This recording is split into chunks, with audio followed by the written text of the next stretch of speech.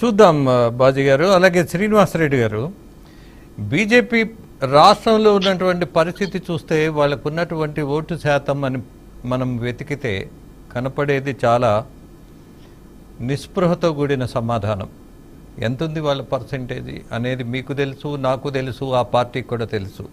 శ్రీనివాసరెడ్డి గారు, ఇవాళ 0.85 చెప్పండి సార్. యా సజ్జల శ్రీనివాసరెడ్డి గారికి సరే 0.85% ఉన్నటువంటి బీజేపీ తోటి వీళ్ళు పొత్తు కోరుకున్నది దేనికోసం? తెలుగుదేశం పార్టీ గాని జనసేన పార్టీలు గాని జోడీ అయినంత మాత్రాన సరిపోలేదు. రేపు ఏదన్నా వ్యవస్థలను మనం కూడా మేనేజ్ చేయాలి.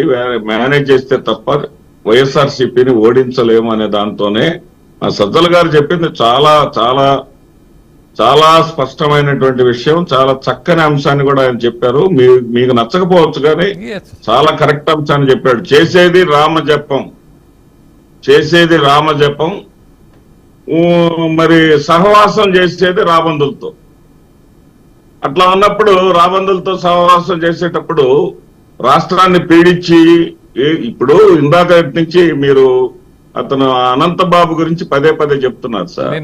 అనంతబాబుది కులాలు తీయొద్దు అక్కడ. అనంతబాబు ప్లస్ అతనికి సంబంధించిన డ్రైవర్ కి సంబంధించిన వ్యక్తిగత సమస్య అది. అక్కడ ఏం జరిగిందో స్థానికులందరికీ తెలుసు, అక్కడ ఏం జరిగిందో కూడా అందరికీ తెలుసు. ఆ వ్యక్తిగత సమస్యను తీసుకొచ్చి కులాల కంటగట్టి దళితుడిని డోర్ డెలివరీ అని చెప్పేసి చేయటం అనే దానికన్నా కూడా ప్రజల సొమ్ముని, వేల కోట్ల రూపాయలు ప్రజల సొమ్ముని, అతనికేం సీట్ ఇవ్వలేదే మేము, వేల కోట్ల రూపాయలు దోచుకున్న సుజనా చౌదరి, రఘురామకృష్ణరాజులకి సీట్లు ఇచ్చి పక్కన కూర్చోబెట్టుకున్న దానికన్నా సిగ్గుచేటం కాదండి ఇది. సభలో కూర్చుంటాడు. శ్రీనివాసరెడ్డి గారు, మీ మీద గౌరవాన్ని నేను తగ్గించుకున్నాను. మిమ్మల్ని No, not at all. I don't agree with that.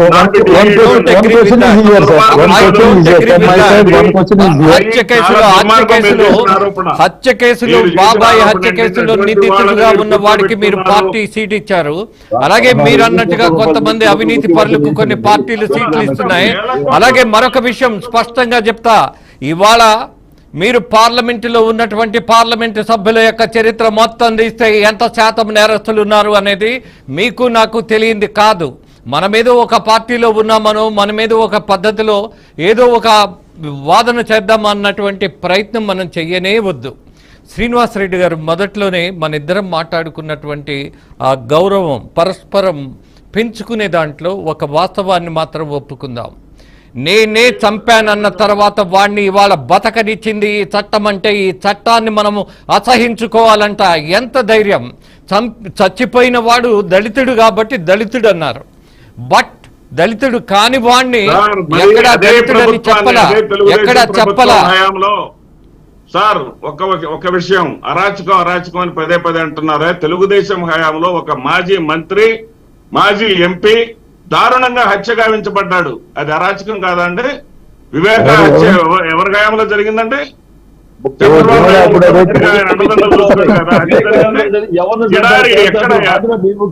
శాసనసభ్యుడు ఎక్కడ చచ్చిపోయాడండి? శాసనసభ్యుడిని కాల్చి పారేశారండి. అలాంటి దుర్ఘటన 5 ఏళ్ల పాలనలో, జగన్మోహన్ రెడ్డి గారి పాలనలో ఒకటంటే చూపించగలరా?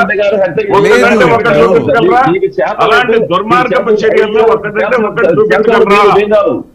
చూపించగలరా? ఒకటంటే ఒకటి. అలాంటి దుర్మార్గపు, అలాంటి రక్తపు చర్యలు ఒకటంటే ఒకటి జగన్మోహన్ రెడ్డి గారి హయాంలో చూపించగలరా? లేదండి. చెప్పగలరా అసలు కనీసం?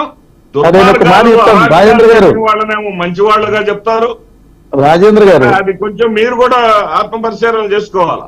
ఎవరెవరు? రాజేంద్ర గారు, ఆయన చంద్రబాబు నాయుడు గారి హయాంలో జరిగినటువంటి హత్యలు, ఎన్ని హత్యలు జరిగినాయి, ఎంత దుర్మార్గాలు జరిగినాయి. రాజేంద్ర గారు, శ్రీనివాసరెడ్డి గారు, మనం బాధ్యతగా మాట్లాడుకుందాం. నేను మళ్ళీ మిమ్మల్ని అప్పీల్ చేస్తున్నా, చంద్రబాబు హయాంలో హత్యలే జరగలేదు, రేపులే జరగలేదు అన్నటువంటి అమాయకులు ఎవ్వరూ లేము ఇక్కడ. ఎక్కడ పాలన జరుగుతున్నా, ఎక్కడ ఒక వ్యవస్థలో పొరపాటులు జరుగుతున్నా అది నిరంతరం జరుగుతున్నటువంటి ఒక వ్యవహారం. అది తప్పదు. నేరస్తులు ఉంటారు, మంచి వాళ్ళు ఉంటారు. బట్ నేరస్తులకు శిక్ష పడకపోతే, నేరస్తులనే ప్రోత్సహిస్తే, ఆర్థిక నేరస్తులనే తీసుకొచ్చి అధికారంలో కూర్చోబెడితే, అలాగే దాడులు చేసిన వాళ్ళని మనం ప్రోత్సహించి భుజం తట్టి గొప్పగా బిరుదులు ఇచ్చినట్టుగా మాట్లాడేస్తే ఇది పాలన కాదు కాదు కాదు అనేది మీ పార్టీ చెప్పే సత్యమే, అలాగే మరొక పార్టీ ఒప్పుకోవాల్సినటువంటి సత్యమే. దాన్ని మనం విస్మరించొద్దు. మనం వాదించుకోవడం కోసం ఎవరు ఇద్దరు ఎంపీలకు సంబంధించినటువంటి కేసులుంటే వాటిని నడవనివ్వండి. వాళ్ళ క్యారెక్టర్కి సర్టిఫికెట్ మనం ఇచ్చాల్సిన అవసరం లేదు. వాళ్ళేంటో ప్రజలకు తెలుసు.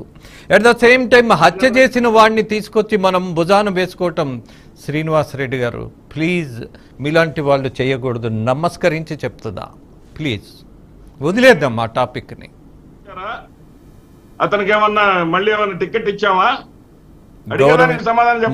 మళ్ళీ దాని జోలికి వెళ్ళొద్దు. టికెట్ ఇవ్వడం ఏంటండి?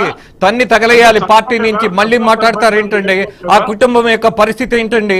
వాళ్ళకు ఉన్నటువంటి ఆర్థిక దశ ఏంటండి? వాళ్ళు ఎలా బతుకుతారు? ఒక ఆదాయం తీసుకొచ్చే వాడిని చంపేసిన తర్వాత, చంపింది నేనే అని ఒక దుర్మార్గుడు మాట్లాడిన తర్వాత మళ్ళీ అతని గురించి మనకి చర్చ ఏంటండి?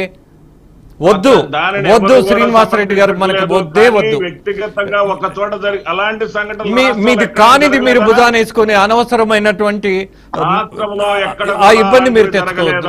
My humble request is that.